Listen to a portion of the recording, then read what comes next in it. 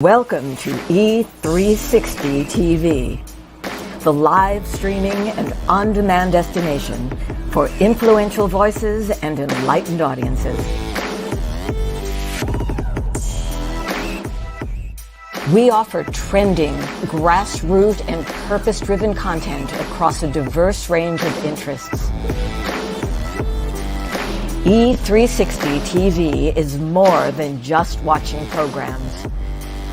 We offer the ability to interact with live shows connecting audiences to real, authentic influencers and storytellers while streaming to millions of devices.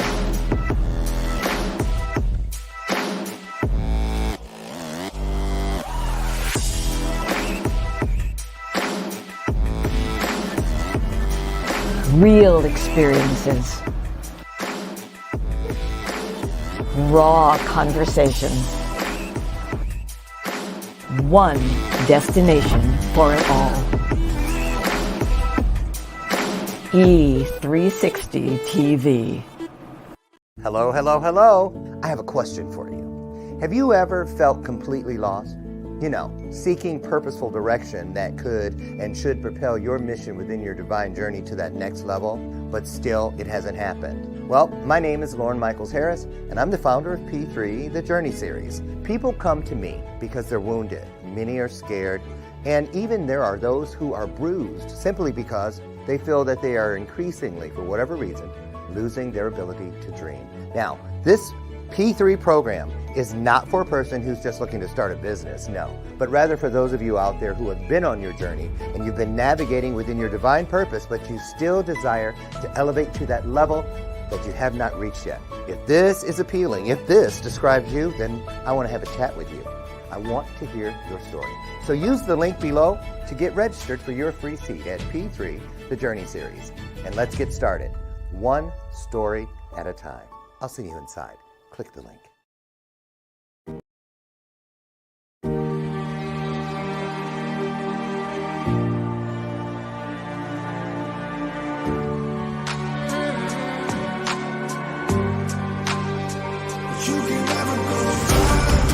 Because now I know when something happens in our lives that is unexpected, you have to go into it in order to ever have any hope of coming through it.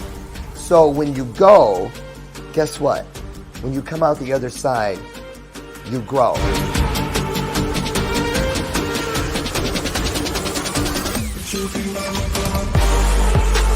Brought out more in me than I thought that I didn't even know that I had.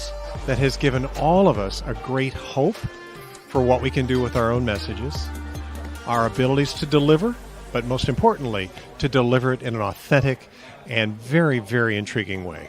Have you ever been in something or felt something where the only way you felt you could deal with it was to leave, get away? I thought that was the meaning of control. It took me 4.5 years to stop looking around the room of my life, of my journey, of my purpose, digging in cushions for a remote that never existed. Looking, re-looking, going back and upgrading, bringing in and pulling out things that do not serve you must go. Those things out in this world that are designed to bring us down, to keep us down, put their foot on our neck and whisper to us that we're never good enough, they don't whisper. They yell at us from all directions, top to bottom, bottom to top, side to side, side to side, corner to corner, and corner to corner, 365 days. When somebody asks you about yourself, don't you dare whisper. When they ask you to raise your hand, don't you dare half raise it. When they ask you something good about you, you scream it with all you have. Come on now, get up, get up. Tell me who you are. Show me who you are.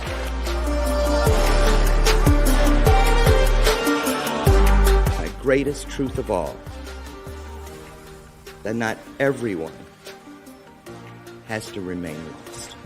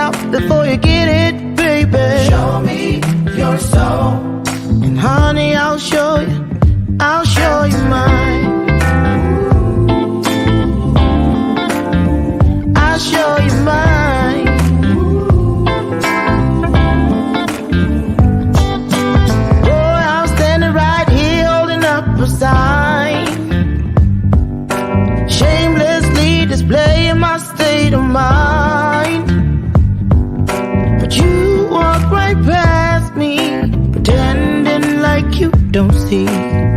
What's yours for the taking tonight? Oh, I'm knocking stuff off. Look, the train is here. It ain't coming. It's here. You better get on board now and quit playing. Good morning. Good morning. You know what's getting ready to come out this mouth, right? Yeah. Wake that ass up.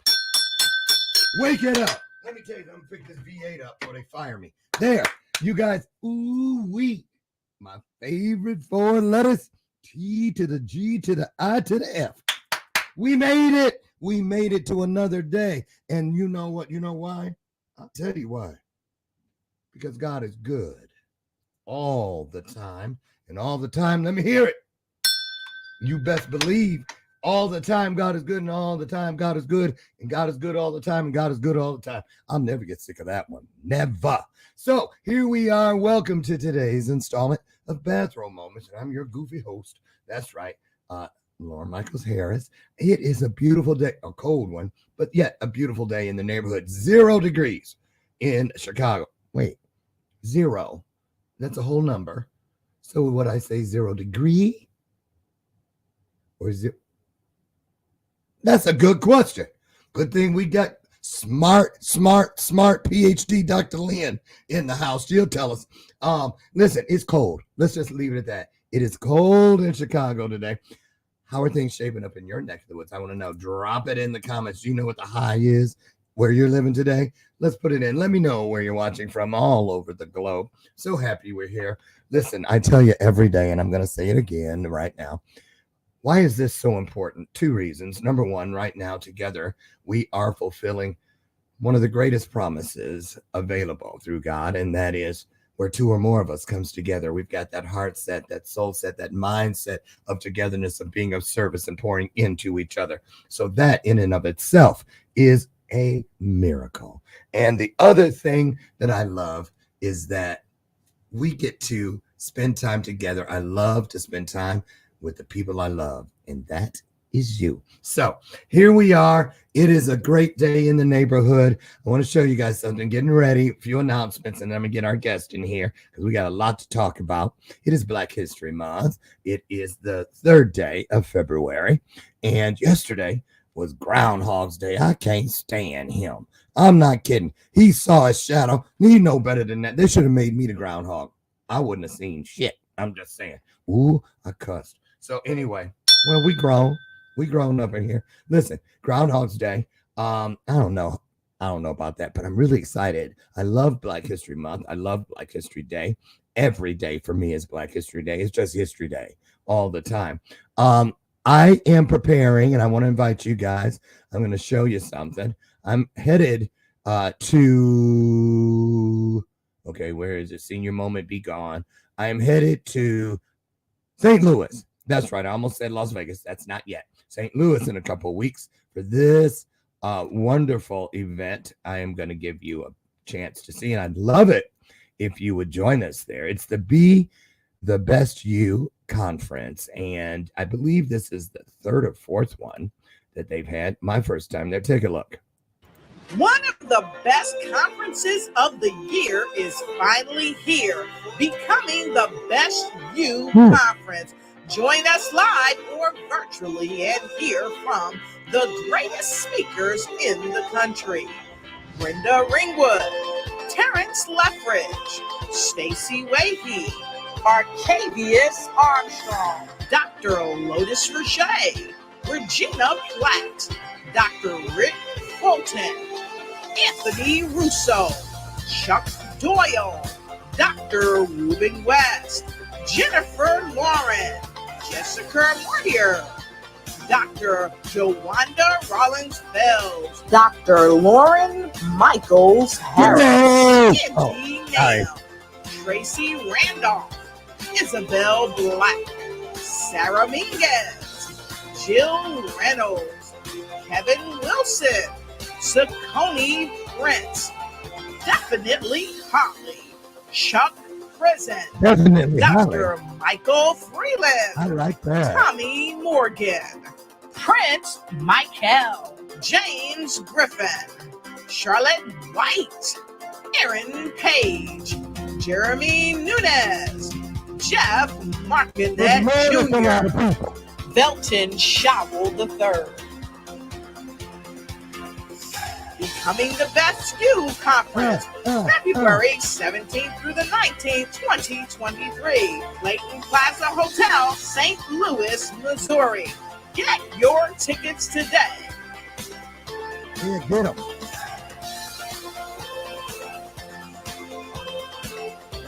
I'm going to cut it off early because I want to get Dr. Lynne here. Look at me. I'm still dancing. You know, y'all have heard me say it before. I don't care what my nieces and nephews say. Always telling me at the family, we got a family reunion coming up this year too, and I'm doing some choreographed dancing this time. They tell me not to come out on the floor. You know, when they're doing that jump and right foot turn, because I step on everybody. Sit down, Uncle Carlton. Excuse me? Freestyling is a form of dance, interpretive. And that's what I do. I don't care what they say. It's not unusual to me. So what? I can do it though. But anyway, join us in St. Louis. And then next week I'll start promoting the weekend after that, which is, where's that one? It's a warm place. Miami. There it is. There it is. And then we'll get into that later. So it's Black History Month. And I am so glad that Dr. Lynne is here today because she has so much to share with us. So very much to share with us. Her full name is Dr. Lynne Maureen Hurdle. You know, isn't that a great name? She knows how to get over some stuff, right? She's a communication expert and a conflict resolution strategist, diversity, equity, and inclusion facilitator, a speaker, a leadership coach. Okay, I found the first typo, or either it's just a flat out lie, talking about over 40 years of experience. Girl, how can you have over 40 years of experience and you just barely 30 yourself? We're going to get to the bottom of that. But she claims to have over 40 years of experience in blending the connection between communication, conflict, and culture into her unique style of engagement for leaders. She's also an author, you guys, a couple times over. Most recently, Closing Conflict for Leaders. Now, I'm going to just put it out there. Y'all know, okay, they call me Dr. Harris, but I got one of the honorary ones, but she's the real deal. You know what I'm saying? She did homework and took tests and stuff. Passed that freshman math that I never could. Lucky. So anyway, Dr. Lynne is coming in. So, you know, she's never been here. She's the first timer. We put our hearts on the screen because that's our virtual way of standing to our feet as we welcome Dr. Lynne to come on in, Dr. Lynne Maureen Hurdle, so she can pour into us, y'all. Here we go. Welcome, Dr. Lynne. Come on in here, girl.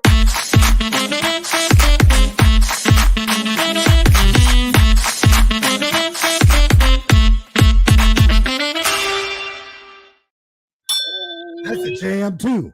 Hey, good morning. How are you? Loving that yellow. Ooh, thank you. That's right. Waking myself up. Love it. This lie up I put out there talking about you was from Chicago. Well, because they don't get everybody. Mary J, J-Lo. I'm sick of the Bronx claiming every single great woman that comes down the street. So we kind of adopted you, if that's okay. I love it. Absolutely. I love being adopted. You are repping the Bronx, as you clearly set me straight on early this morning. I know, like I told you, I don't want none of them cutting me. You know, you the one claimed Dr. Lynne was right. No, it wasn't none of me. See, what happened was, right. So listen, I'd like to start things off by allowing the guests to have a minute with just the audience. I'm going to dip out. I'll come back in, but just say hello and anything you feel led to pour out there from the get-go that I might have missed, go right ahead, and I'll come back in. It's all you. Take it away. Absolutely. Thank you. Good morning. Good morning. Yes, I'm Dr. Lynne Maureen Hurdle from the Bronx. And I have to say that I'm so happy to be here to deliver along with Dr. Lauren this message, right? Goodness, I was sitting there listening and watching, right, the intro and thinking about how much I have been through. I started in this work. I really did start over 40 years ago. Yes, indeed. And I have the work in a way where I was working through this message that said, you don't get to do the kind of work that you do, helping folks to communicate better and get paid well to do that. You do that as a service. And so you struggle because you're doing the right thing. You're serving people, and in particular, serving your community. And it wasn't until really that my mom died, and that was in 1994, that I started really saying to myself, I have always wanted a wider audience. I've always felt like I'm worth more. And so, how do I, in this moment in my life, in one of the worst periods of my life, how do I push myself, right, to be who I'm supposed to be? Not who others say I'm supposed to be, but who I know within me, the purpose placed within me, right? How do I get there? And I started to think about, well, one of the first things I wanted to do was to parent differently, because at that time I had one son. And I really, from learning how to communicate better, I really wanted to break some chains, right? That culture had really set up for me. And so I started to change the way that I communicated, and then started teaching that by walking the walk and getting that message out to other people. And suddenly, a question that had been plaguing me in my business started to get answered. And that was, why do people come to these workshops, and then when they leave the workshop, they don't use any of the tools that I'm teaching? Right. And so once I started using the tools in my own life and writing about that and talking about that, then it became more authentic and legitimate to people, because I was willing to be vulnerable to say, hey, I messed up here, right? Because people used to say, oh, conflict resolution, there's no problems in your household. You know how to do conflict resolution. And my husband had gone through conflict resolution as well. And so they're like, you don't have any problems. And I'm like, how am I presenting this image when the truth is I'm human like anybody else? And yes, conflicts are coming up in my household. And sometimes I'm getting it right. Sometimes I'm screwing it up. Right. So once I was real and started talking my journey, folks started to be convinced, yeah, well, if she can do it, I can do it. Well, I know two people that could have used you. So Miss Sophia and Celie. You told Harpo to beat me. You know, right. But we're gonna get into that conflict resolution piece, and in your bio, and I didn't get to it. There was a piece way down there about some stuff you went through when you were a young lady. Yes. You know, and I don't know. I should have asked you backstage if you're comfortable talking about that today, but you put it in your bio, so I figured you would be. You know what I'm referring to, right? Yes, I do. Yeah, yeah. Yeah. We're gonna talk about that, but before we get started, because it is Black History Month, it is, and you do some work with that, because diversity, inclusion,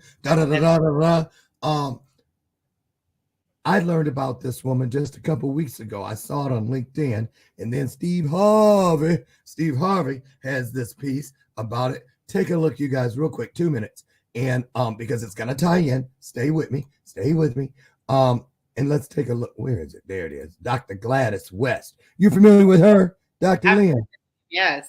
See, I don't know where I've been, but I'm here now. Here we go. Take a look, you guys.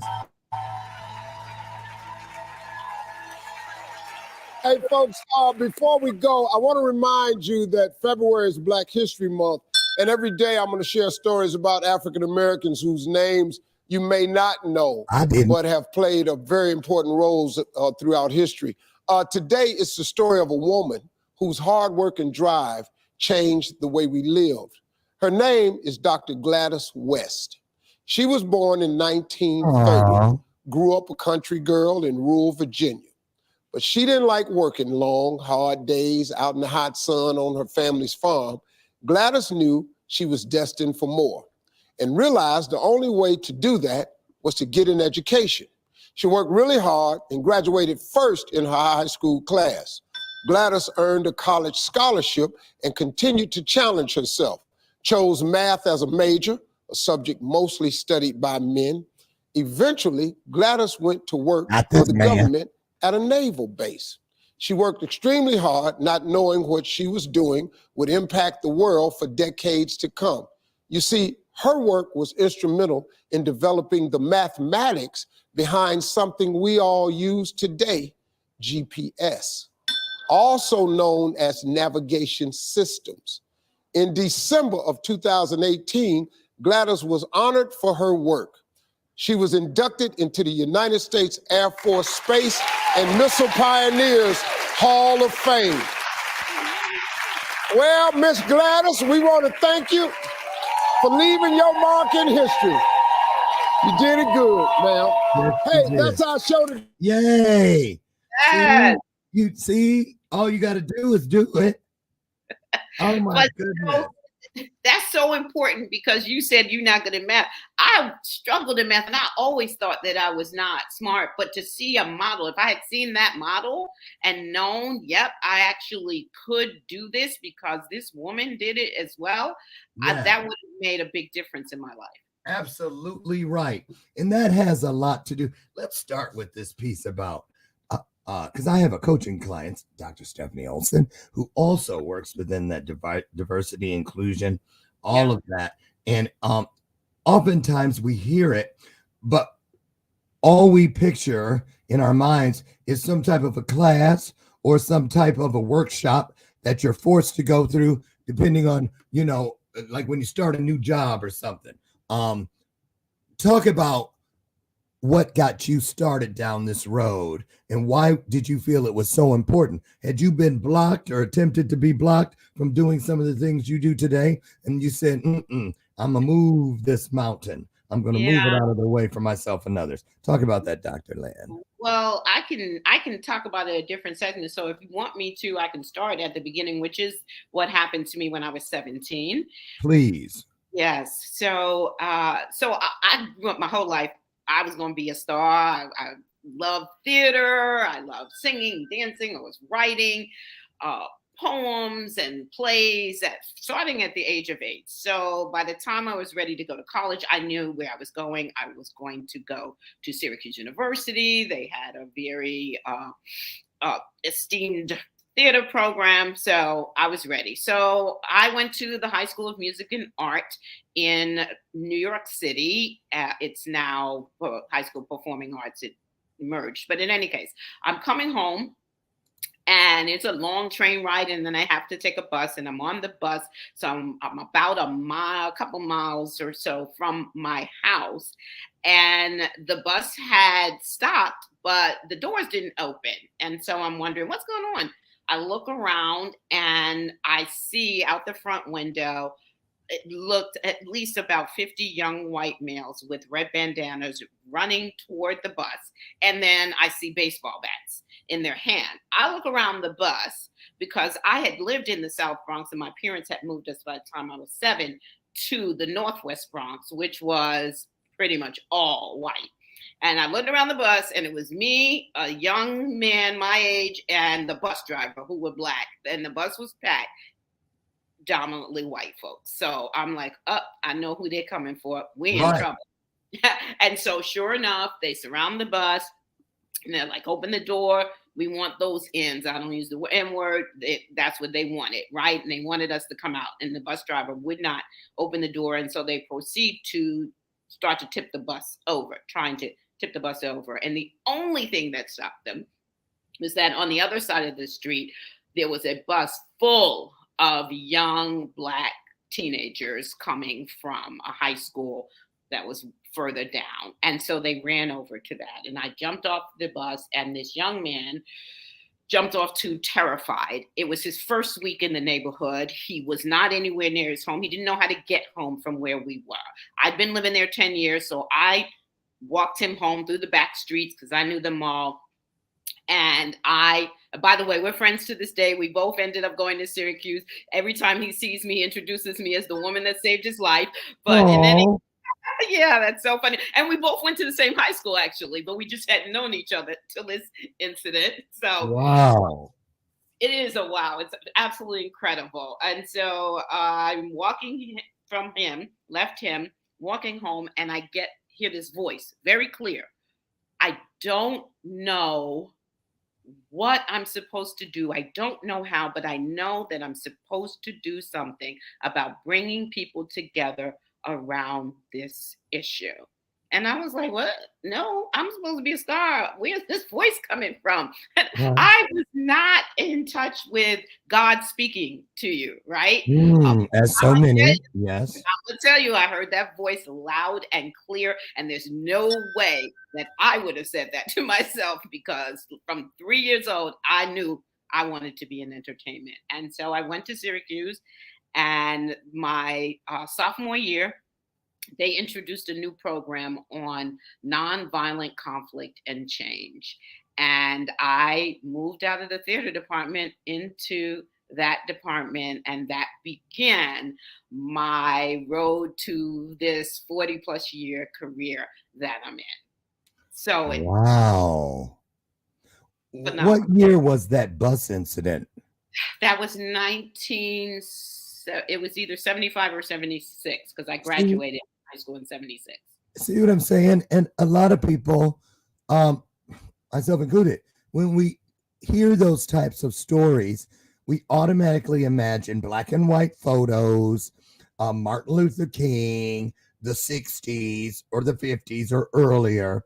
And this issue happens as recently as yesterday, and as a lot of us know, in a different form, with those officers, with the young man whose funeral was the other day in Memphis, and I watched that. And did you see any of that, by the way? Did you see that? Oh my goodness. Reverend Al Sharpton. It's been heartbreaking for me. And one of the things that I've found that happens, because I do the work, I teach I do journeys for white people on the matter of race. And so I have to teach history. I have to look at the videos. I have to, and it has become very traumatic for me. So I take care of myself in it. And so I honored Tyree Nichols by showing the videos and pictures that his mom wanted us to see to know him. But as the mother of 2 Black sons, I just couldn't do a funeral. I just couldn't do it. But right. I know it was heartbreaking. It was. And I'll tell you, I didn't expect, I thought I was going to peek in. I was eating my salad upstairs, and I said, well, let me just peek in, because it was everywhere, which I thought was interesting, because they've never done that before. Every network carried it. And, Vice President Kamala Harris was in attendance. Yes. And I saw a lot of things. I saw the narrative change, and I found it very interesting. It changed in the way that it did, not only because there were 5 Black officers of color, Black on Black. We've heard about Black on Black crime all along, but it hasn't been inside this frame. And what made me stick to that chair, and wherever else I went around here that day watching the funeral, I was listening more than watching. But when Reverend Sharpton said, he looked directly at the camera and said, to you officers or officers of color that are out there, but particularly to the U5, you did this just a couple miles from the hotel where Dr. King shed his blood so that you could have that job. Yeah. And he talked about the garbage workers and this and the other and all the things. And it really struck me, Dr. Lynne, it really did, that what is happening where we feel, when we see this thing, we've always thought it was them, them and us and them, black and white and black. But now it's turned into a racial tie-dye where it doesn't matter. It's just wrong. And in a way, I'm encouraged that it's getting to the point where it doesn't matter what color. If that boy had been white and white officers did it to him or whatever. So let me ask you, what do you hear coming back at you when you teach these classes? What is the pulse of the people sitting in front of you? Because I'm sure they're of all races, I would assume. And what do they say about how this makes them feel? Yeah.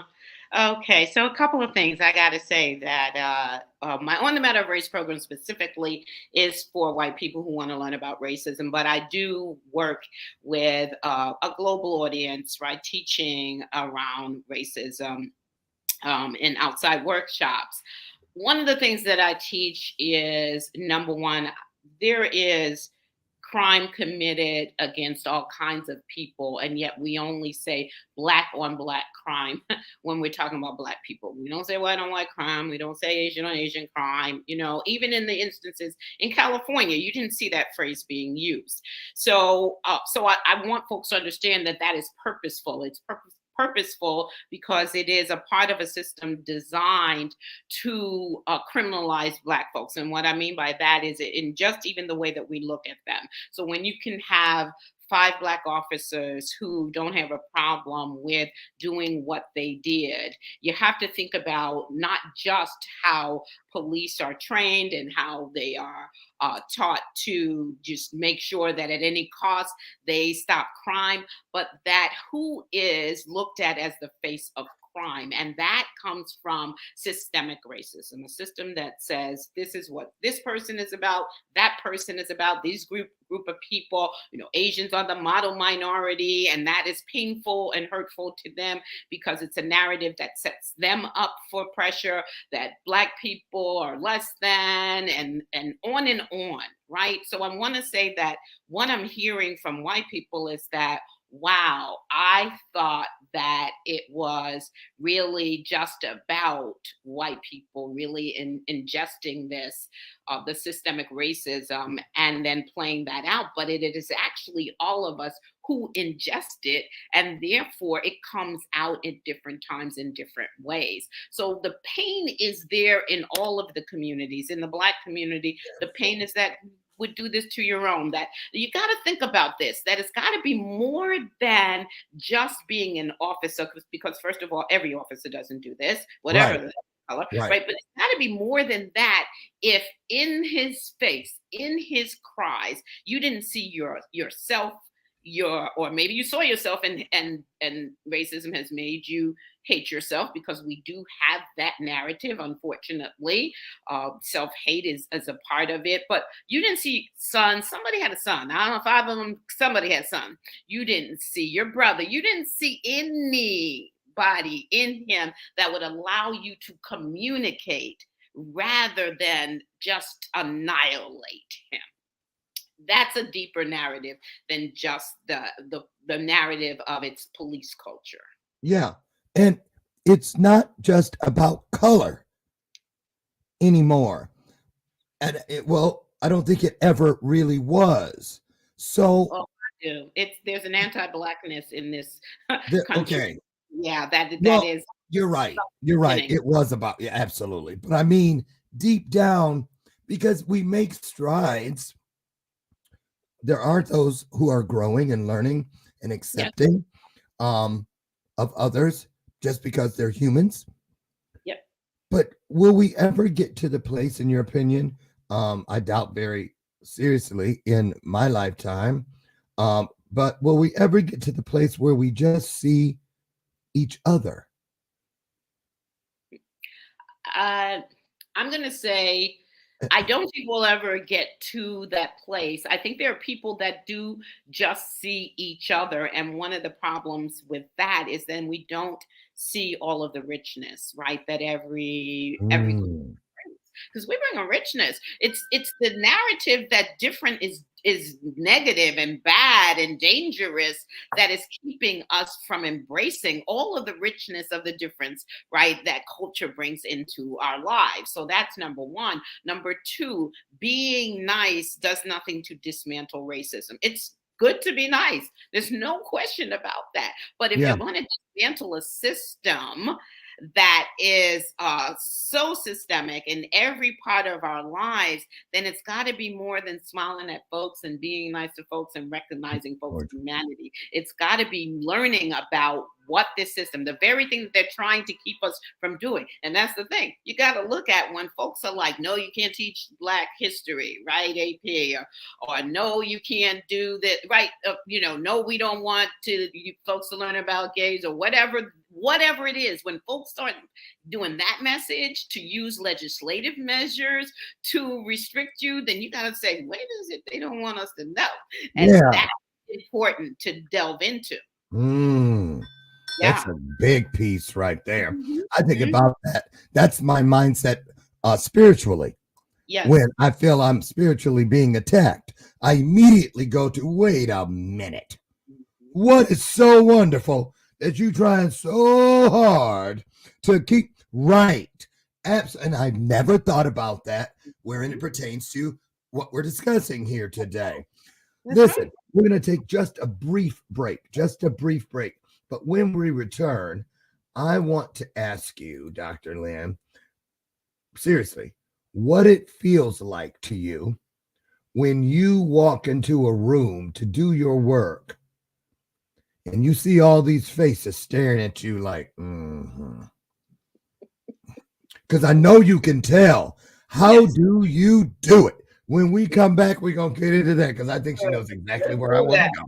Listen, a lot of great content right ahead.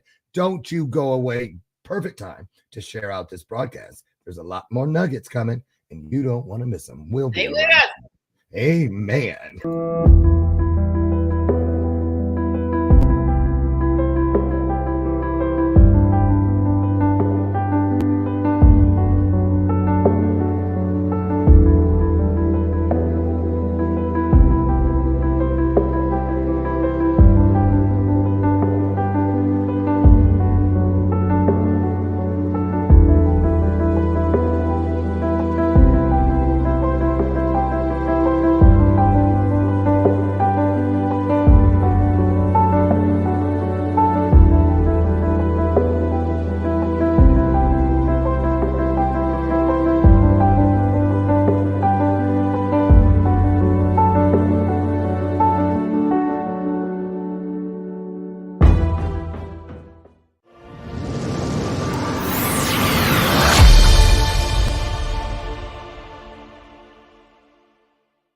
Welcome back to today's installment, the Friday edition of Bathrobe Moments. I'm Dr. Lauren Michaels Harris. Before we get Dr. Lynne back in here, first of all, you just saw last year's Power of We Symposium, which was here in Chicago, just uplifting and celebrating our youth of color. We are headed May 5th through the 12th, a group of us, for the Power of We Symposium, Romania, the Legacy of Hope Tour. We are so excited and so honored to actually be sponsored by the United States State Department. So we want you to support us, pray for us, send the message out. And if you would like to be a part of it, get at me, LaurenMichaelsHarris.com, and I'll let you know how you can come with us if you'd like. So before we get it back in, I got to do this every day. V8 is one of my favorite drinks right now because it helped me level up. I ditched the Diet Coke and replaced it with this. 60 calories in every can, 100% vegetable juice from concentrate, 2.5, count them, 2.5 servings of vegetables in every one of these little babies, and they're easy to find. Head down the juice aisle at your local grocer, and you will find them. Trust me, you won't be sorry. And when you check out, tell them Lauren sent you. Now, they may look at you like you're crazy, but who cares? Tell them I sent you anyway. Okay, Dr. Lynne, come on back. I'm on back. Yes, so tell us. Yes. The room is full. The stage is set. They all know why they're there. Some want to be, some don't. Some care, some don't. When you walk in, what do you feel through the eyes of those there? Sometimes talk about some of those experiences or, the looks, and I don't know how you do it. Oh, wait. Sorry, I did that there. Okay, I'm good. First of all, I already know that everybody is not going to be with it, right? When I first walk in. And these days, I am blessed that I'm doing this work with my 21-year-old son. I have two sons, my 21-year-old Justin Naeem Hurdle Price, and he is just brilliant and gifted as a speaker. And so I walk in strengthened by him, but we both feel the eyes and the stares that say, no way. And I am really clear that I'm rooted in my message. I'm rooted in who I am. I'm rooted in the truth of what I teach. So I don't try to convince. I simply just offer up the message, but I also offer up an opportunity for folks to begin to think about what it is that is keeping them from believing, right? And what is it that I'm saying that even rings just the slightest little bell or makes you think, maybe I could think about that. But also for the folks that are in the room that are already convinced, what is it that I'm bringing to you that's saying, I want to know more? And so when I'm preparing what I'm going to teach, what I'm going to say, what I'm going to share, I'm always thinking of those elements that I'm talking to everybody in the room. Most receptive is great because I know they'll come aboard and they'll come along for whatever the journey is. I give out nuggets for everybody, but for those who look and say, like, I didn't want to be here. I'm good. I already understood that. I'm just dropping nuggets so that everybody can at least have something to think about. And I've had comments after, I did not want to be here or I didn't believe, but something about the way you taught, like the message of humanity, but recognizing that we are different and that difference is here to not to be celebrated. That to me is more of a performative term. It's not that we can't celebrate each other, but to actually be looked at as a way of moving us all forward. You're good at what you do, Dr. Lauren, and you bring your elements. And chances are some of what you have, I don't have. So it's not for me to say, I don't want that. It's to say, oh my God, a gap can be filled by us working together. And then what's the other gaps? Who can bring that? But you got to believe that people can bring something to the table that is going to move folks forward. And in order to do that, you can't want things to just stay the same. And unfortunately, just as we don't like change. But when we start talking about, well, this is this kind of country and we don't want, then we're not ready for the fact that change is always happening. And that's what makes us great, is that if we can make the change together in ways that make sense, right, that incorporate the strengths of what everybody brings, that's hard work, which is why my contribution business is so booming, right? You got to communicate through that. But you got to believe that we can get through that, but we can't be each other's enemies. We just can't. Oh, there it is. We can't be each other's enemies. What about this? When we see the pictures of the civil rights movement, a lot of them, of course, are black and white photos, but we see also a lot of black and white people, i.e., I'm speaking about the allies. That were in the movement. A lot of people who made big change inside there with Dr. King and the others were of the white persuasion. Now, in your field, is it a minority? I don't think I've ever met a white person who does what you do. Diversity, inclusion. Do white people teach it?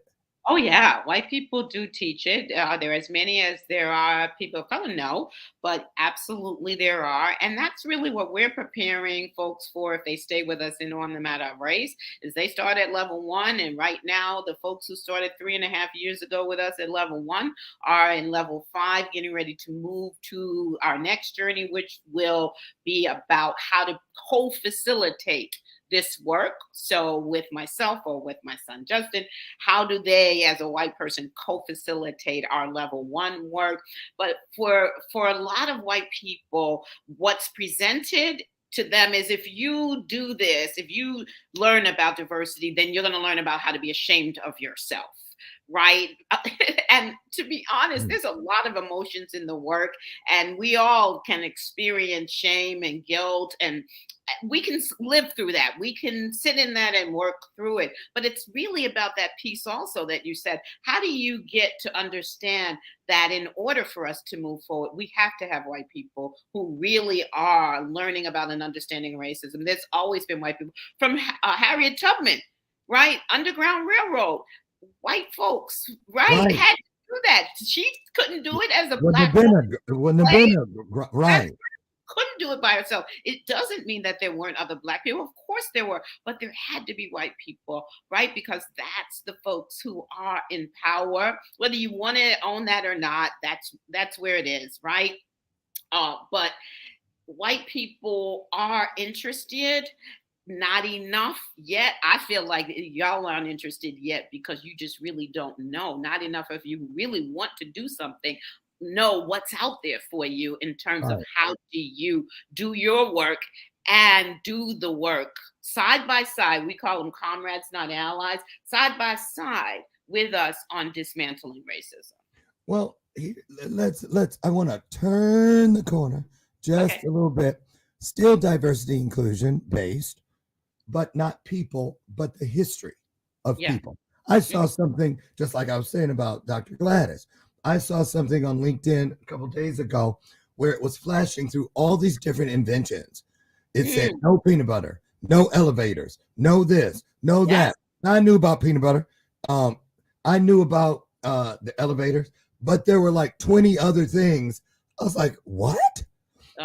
So let's talk about that. The diversity and the non-inclusion of historical facts that elevate the pride level, not just in the people who match that color, but in the people who are grateful for what it brought to change the quality of their life.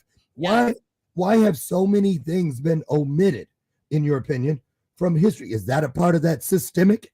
It's absolutely, because you cannot say that people are less worthy or not worthy or worthless or simply just criminals without hiding what they've actually done, right? All of the good things, all the things that they've brought. And remember, we haven't had all of the legal rights. And so inventions go far back, right? And so, 1700s, where you didn't have to give credit to them, right? Because you could get away with that. And so therefore, a lot of what was contributed by folks who were not white didn't get recorded purposefully. Properly. You don't want folks, right, to know that they actually were contributing as well, right? If the narrative is they're not as smart as us, how could we possibly then feature inventions, right, that they've made? I mean, it doesn't go together.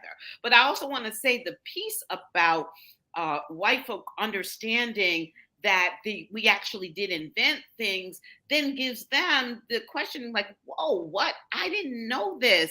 This is fascinating. Like, what else? The curiosity to know more starts to break that narrative. And if nothing else, plants the question, what else has been hidden from me that I really don't know? Right. I want to ask you your opinion on something. Seriously. And this is about an experience I had, and I'm still having because I still work with this person. Speaking of, I have a 21-year-old training coach in the gym. Twice a week at another gym from the one I go to every morning. He's of Hispanic background, in the academy to become a police officer. His brother's a police officer. And we went to Mexico, my husband and I, for over the Christmas holiday. We go. And I had on a piece of jewelry that I bought there. It was an authentic Mexican piece, and that's where his family's roots are. And I said, look, I brought back some work of your people, right?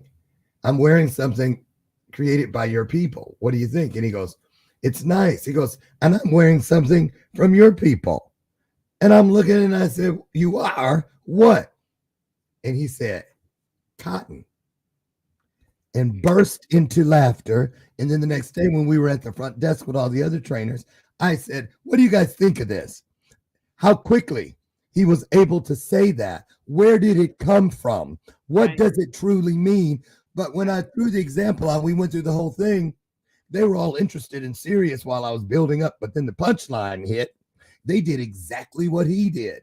And I'm still trying to process what that response truly represents. What say you, Dr. Lynn? Yeah. Well, a couple of things I'm going to say. So one, is he Mexican?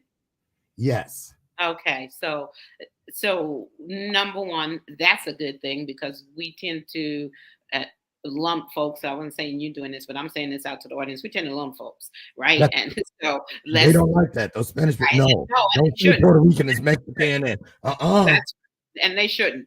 Number two, it becomes very easy for people to joke about race, right? And in particular, again, back to history, we have been the jokes, right? All the way back to minstrel days and going forward from there. The black man was presented as silly because you're stupid, you're silly and jokey. And when you teach in history that slaves were happy, right, then you already know the narrative, and folks grew up with that slaves were happy, that so what I'm saying is that it is not it's not out of the realm for people to think that racial jokes are funny, right? And that we should just kind of go along with the laugh because it's not serious.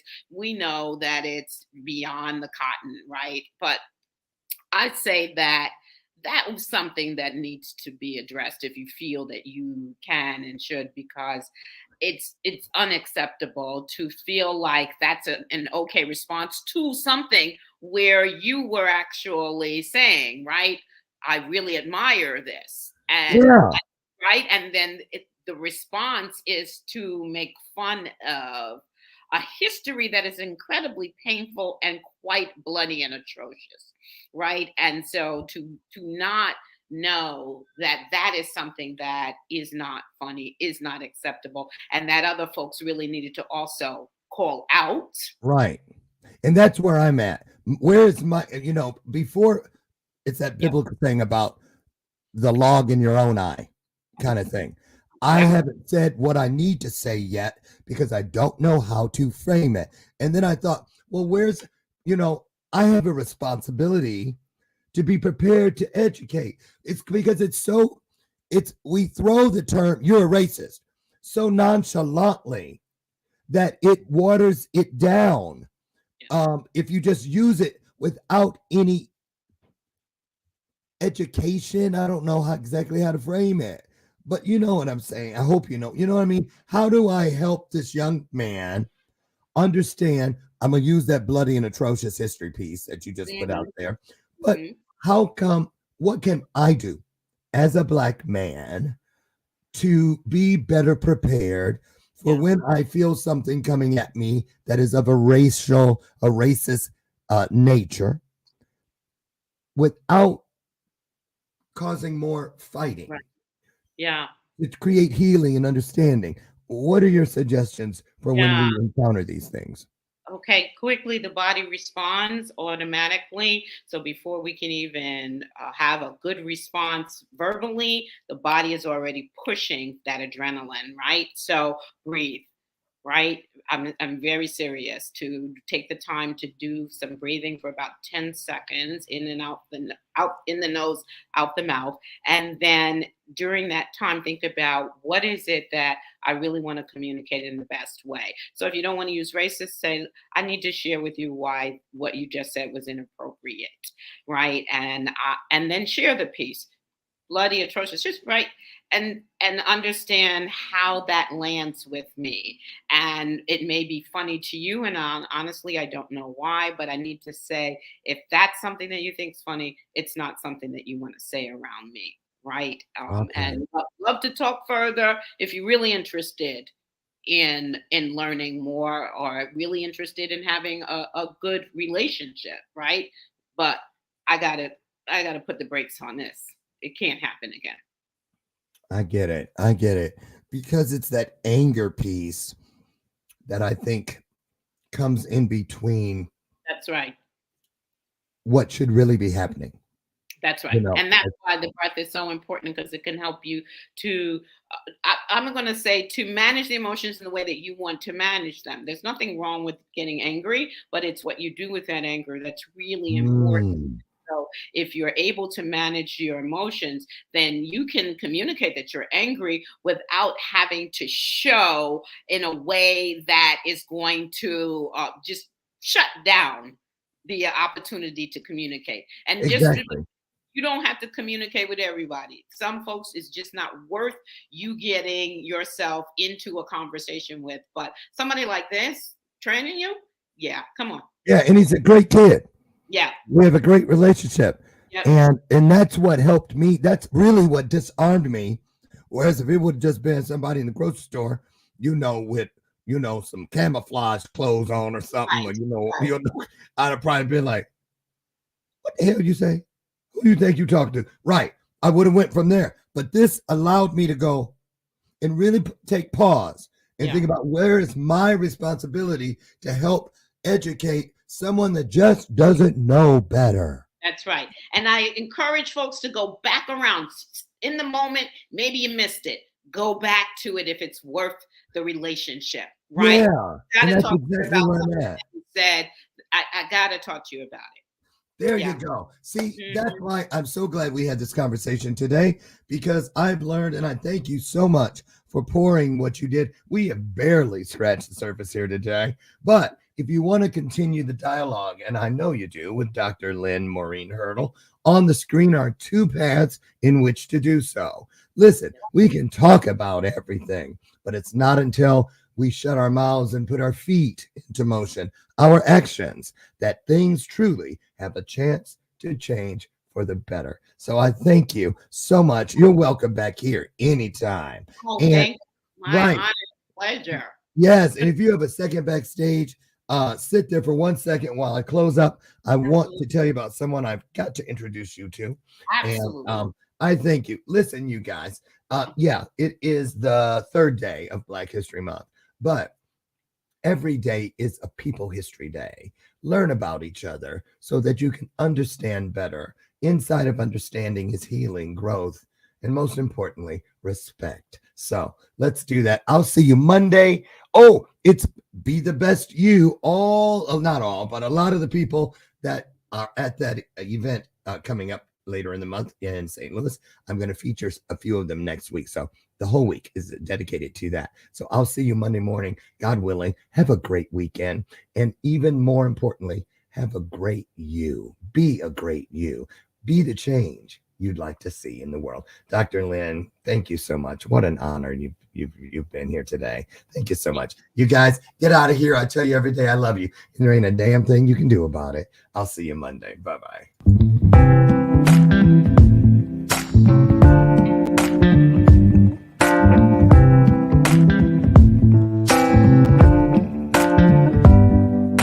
Show me your soul. Baby, I'll show you mine. Show me your soul.